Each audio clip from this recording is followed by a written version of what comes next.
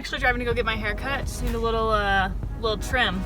But I thought I'd make a how-to video because people just keep asking me this question, especially lately.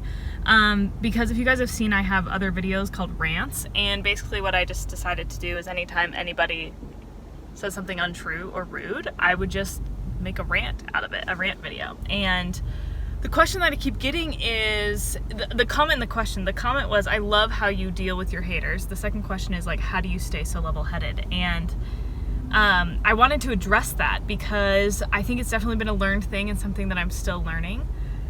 The first thing, if you are going to be online at all, maybe just a human being at all, you have to realize that sometimes people, they're just the worst. Like, there are so many magical human beings in this world, but sometimes there are also people that are just mean. And I think when you start playing the business game and start voicing your opinions online, which from a marketing standpoint to a degree should be polarizing, like you just have to know, like people are going to have different opinions than you. And so one thing that was really helpful for me, especially when I first got started, was recognizing, like having that as an expectation. Like people are going to say rude things. So when they came, it wasn't this like, like everybody hates me. It was like, okay, I'm on the path. Like all the greats have haters, you know? So I think that was number 2. But the second thing that I've really done that has been so tremendously helpful is I have honestly like implemented systems to help protect my emotional sanity, if that makes sense. I think that there has to be a really, really fine balance between being like steadfast and immovable, but also open, and being able to take criticisms and being able to take feedback and being able to, my coach, she taught me this, we had the coolest conversation this weekend.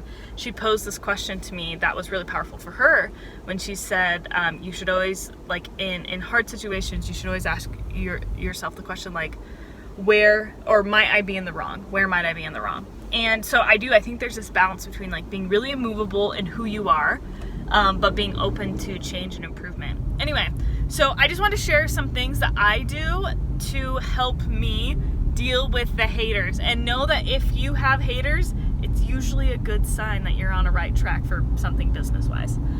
But here are two systems that I really, 3 actually, that I want to communicate with you that have again just been tremendously helpful for me.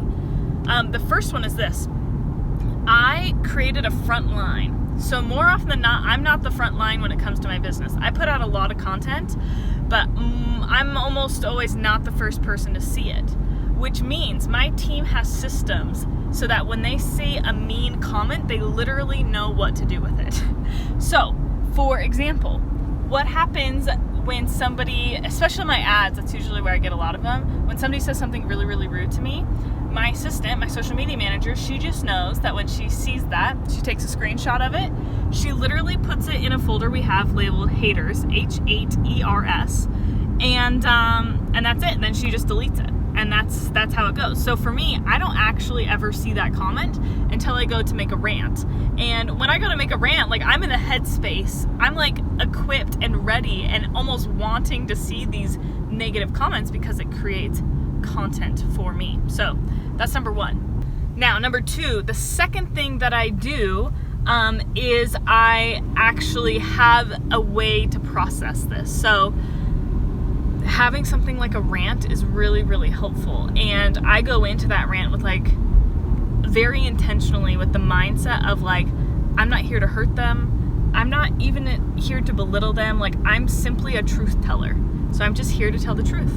And so because I'm able to frame it in that mindset, I'm not offended by them. I'm not mad at them. Like again, it's like almost this like gratitude, like thank you for providing an incorrect viewpoint that will allow me to leverage that for my content that I need to make. So that's the second one so first one is don't be the front line. Second one is have a means by which you can process it.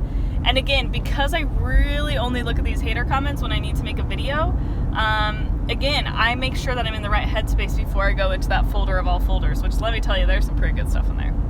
The third thing that I do that I think has been probably the most significant at all is every day I write down a truth that I've learned, especially when it comes to myself. Like, I look back at the past day's experiences and I think to myself, like, okay, what did those last experiences teach me about who I am and how I need to change? And I think by being on this like obsessive, like stalwart quest to become aligned with like this truest version of myself, like I can just tell. I mean, things that would have shook me like 3 years ago, it's not even a thing. Things that would have shook me 3 months ago aren't even a thing anymore. And so having a process and a system and a routine and a series of members of your team and coaches that can help you to stay aligned and in reminder of who it is that you really are, again, it allows